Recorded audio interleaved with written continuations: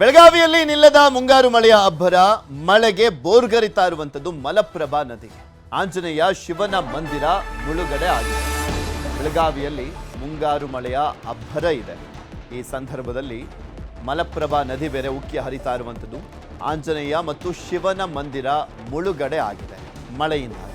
ಖಾನಾಪುರ ತಾಲೂಕಿನ ಹಬ್ಬನಟ್ಟಿ ಗ್ರಾಮದ ದೇಗುಲಗಳು ಗರ್ಭಗುಡಿ ಜಲಾವೃತ ಹಿನ್ನೆಲೆಯಲ್ಲಿ ನದಿ ದಡದಲ್ಲೇ ಪೂಜೆಯನ್ನ ಮಾಡಲಾಗ್ತಾ ಇದೆ. ಗರ್ಭಗುಡಿ ಜಲಾವೃತ ಆಗಿದೆ, ಸೊ ಹೀಗಾಗಿ ನದಿ ದಡದಲ್ಲೇ ಪೂಜೆ ಮಾಡಲಾಗ್ತಾ ಇದೆ. ಮಲಪ್ರಭಾ ನದಿ ತೀರದಲ್ಲಿರುವಂಥ ಜನರಿಗೆ ಎಚ್ಚರಿಕೆಯನ್ನ ಕೂಡ ಕೊಡಲಾಗಿದೆ. ಆ ತೀರದ ಭಾಗದಲ್ಲಿರುವಂಥ ಗ್ರಾಮಸ್ಥರು, ಗ್ರಾಮಗಳು, ಅಲ್ಲಿರುವಂಥ ಸ್ಥಳೀಯರಿಗೆ ಎಚ್ಚರಿಕೆಯನ್ನ ಕೂಡ ಕೊಡಲಾಗಿದೆ.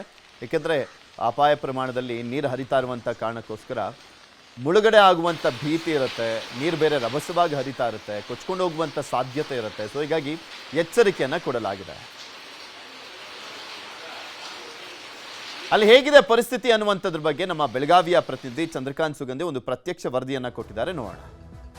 ಬೆಳಗಾವಿ ಜಿಲ್ಲೆಯ ಖಾನಾಪುರ ತಾಲೂಕಿನ ಪಶ್ಚಿಮ ಘಟ್ಟ ಪ್ರದೇಶದಲ್ಲಿ ವ್ಯಾಪಕವಾಗಿ ಮಳೆ ಆಗ್ತಿದ್ರಿಂದ ಹಬ್ಬನಟ್ಟಿ ಆಂಜನೇಯ ಸ್ವಾಮಿ ದೇವಸ್ಥಾನ ಸಂಪೂರ್ಣವಾಗಿ ಮುಳುಗಡೆಗೊಂಡಿರ್ತಕ್ಕಂಥದ್ದು. ನಾನೀಗ ತೋರಿಸ್ತಕ್ಕಂಥದ್ದು ಹಬ್ಬನಟ್ಟಿ ಆಂಜನೇಯ ಸ್ವಾಮಿ ದೇವಸ್ಥಾನ. ಪ್ರತಿ ಶನಿವಾರ ಮತ್ತು ಅಮಾವಾಸ್ಯೆ ಹುಣ್ಣಿಮೆಯ ಸಂದರ್ಭದಲ್ಲಿ ಸಾಕಷ್ಟು ಜನ ಭಕ್ತರು ಈ ಒಂದು ದೇವಸ್ಥಾನಕ್ಕೆ ಬರ್ತಾರೆ. ಈ ಒಂದು ಭಾಗದಲ್ಲಿ ಅತ್ಯಂತ ಪ್ರಖ್ಯಾತಿಯನ್ನ ಪಡೆದಿರ್ತಕ್ಕಂಥ ದೇವಸ್ಥಾನ ಇದು. ಸ್ವಯಂಭೂ ಮಾರುತಿ ಮಂದಿರ ಅಂತ ಹೇಳಿ ಖ್ಯಾತಿಯನ್ನು ಗಳಿಸಿದೆ. ಮಲಪ್ರಭಾ ನದಿಯ ಪಕ್ಕದಲ್ಲೇ ಈ ಒಂದು ದೇವಸ್ಥಾನ ಇರತಕ್ಕಂಥದ್ದು. ಈಗಾಗಲೇ ಮಲಪ್ರಭಾ ನದಿಗೆ ಸುಮಾರು 8ರಿಂದ 10,000 ಕ್ಯೂಸೆಕ್ ನೀರು ಹರಿದು ಬರ್ತಾ ಇರೋ ಹಿನ್ನೆಲೆಯಲ್ಲಿ ಈ ದೇವಸ್ಥಾನ ಸಂಪೂರ್ಣವಾಗಿ ಜಲಾವೃತಗೊಂಡಿದೆ. ದೇವಸ್ಥಾನದ ಮುಂಭಾಗದ ಗಣಪತಿ ದೇವಸ್ಥಾನವು ಕೂಡ ಮುಳುಗಡೆಗೊಂಡಿರ್ತಕ್ಕಂಥದ್ದು. ಈ ಒಂದು ಮಾರುತಿ ದೇವಸ್ಥಾನ ಮುಳುಗಡೆ ಆಗಿದ್ದು ಈಗಾಗಲೇ ಏನಂದ್ರೆ 8ರಿಂದ 10,000 ಕ್ಯೂಸೆಕ್ಸ್ ನೀರು ಮಲಪ್ರಭಾನ ನವಿಲು ತೀರ್ಥ ಜಲಾಶಯವನ್ನು ಸೇರ್ತಾ ಇದೆ. ದೇವಸ್ಥಾನ ಒಂದು 2-3 ದಿನಗಳ ಹಿಂದೆ ಸ್ವಲ್ಪ ಮುಳುಗಿತ್ತು. ಬಳಿಕ ಈಗ ಸಂಪೂರ್ಣವಾಗಿ ಮುಳುಗಿರ್ತಕ್ಕಂಥದ್ದು. ಕೇವಲ ಮೇಲಿನ ದೇವಸ್ಥಾನದ ಮೇಲಿನ ಗೋಪುರ ಅಷ್ಟೇ ಉಳಿದಿರ್ತಕ್ಕಂಥದ್ದು. ಇನ್ನುಳಿದ ಎಲ್ಲ ಭಾಗ ಕೂಡ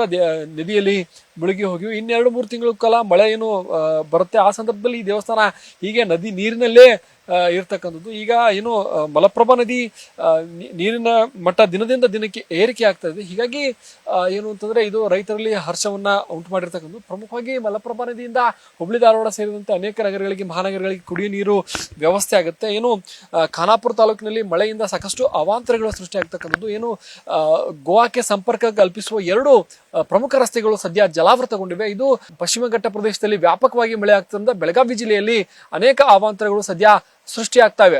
ಕ್ಯಾಮರಾಮನ್ ಅಶೋಕ್ ಜೊತೆ ಚಂದ್ರಕಾಂತ್ ಸುಗಂಧಿ, ನ್ಯೂಸ್ 18 ಬೆಳಗಾವಿ. ಬೆಳಗಾವಿಯಲ್ಲೂ ಮುಂದುವರೆದಿರುವಂತದ್ದು ಮಳೆಯ ಆರ್ಭಟ. ಎಳ್ಳೂರಿನಲ್ಲಿ ಮಳೆಗೆ ಭಾರಿ ಪ್ರಮಾಣದ ಬೆಳೆ ನಾಶ ಆಗಿದೆ. ಬೆಳಗಾವಿಯಲ್ಲಿ ಮಳೆ ಆರ್ಭಟ ಮುಂದುವರೆದಿರುವಂತಹ ಸಂದರ್ಭದಲ್ಲಿ ಬೆಳೆಗಳು ನಾಶ ಆಗ್ತಾ ಇದೆ. ಅಲ್ಲಿನ ಗದ್ದೆಗಳಿಗೆಲ್ಲ ನೀರು ನುಗ್ಗಿ, ಬೆಳೆ ಬೆಳೆದಿದ್ದಂಥ ಪ್ರದೇಶಕ್ಕೆ ನೀರು ನುಗ್ಗಿ ಆ ಬೆಳೆಗಳೆಲ್ಲವೂ ಕೂಡ ಕೊಳ್ತು ಹೋಗ್ತಾ ಇದ್ದಾವೆ, ನಾಶ ಆಗ್ತಾ ಇದೆ. ಜಮೀನಿಗೆ ಹರಿದಿರುವಂಥದ್ದು ಬಳ್ಳಾರಿ ನಾಲೆಯ ನೀರು. ಕಟಾವಿಗೆ ಬಂದಂಥ ಗೆಣಸು ಗದ್ದೆಗಳೆಲ್ಲವೂ ಕೂಡ ಜಲಾವೃತ ಆಗಿದೆ. ಮೊಣಕಾಲುದ್ದ ನೀರಲ್ಲೇ ನಿಂತು ಗೆಣಸನ್ನ ಕಟಾವು ಮಾಡ್ತಾ ಇದ್ದಾರೆ ರೈತರು. ಗೆಣಸು ಬೆಳೆ ಕೊಳೆಯುವಂಥ ಭೀತಿ ಹಿನ್ನೆಲೆಯಲ್ಲಿ ಕಟಾವನ್ನ ಮಾಡಲಾಗ್ತಾ ಇದೆ.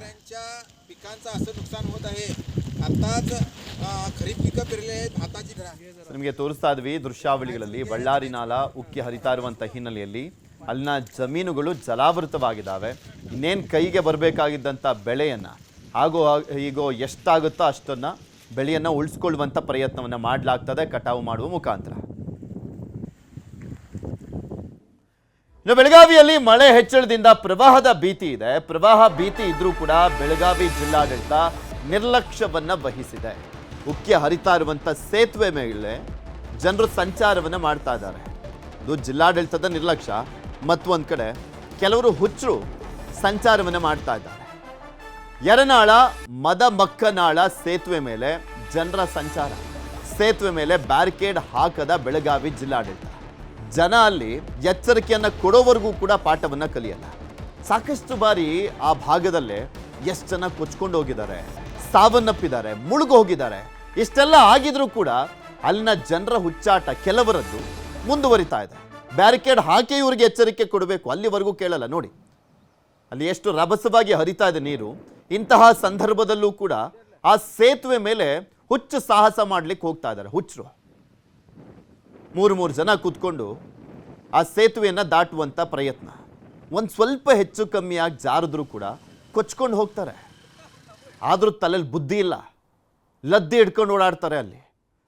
ಮಕ್ಕಳ ಜೊತೆಗೆ ಬೈಕ್ ಮೇಲೆ ಸಂಚಾರವನ್ನು ಮಾಡ್ತಾ ಇದ್ದಾರೆ ಜನರು. ಓಕೆ, ಅವರಿಗೆ ಇನ್ನೊಂದು ಆಪ್ಷನ್ ಇಲ್ಲ ಅಂತಲೇ ಇಟ್ಕೊಳ್ಳೋಣ.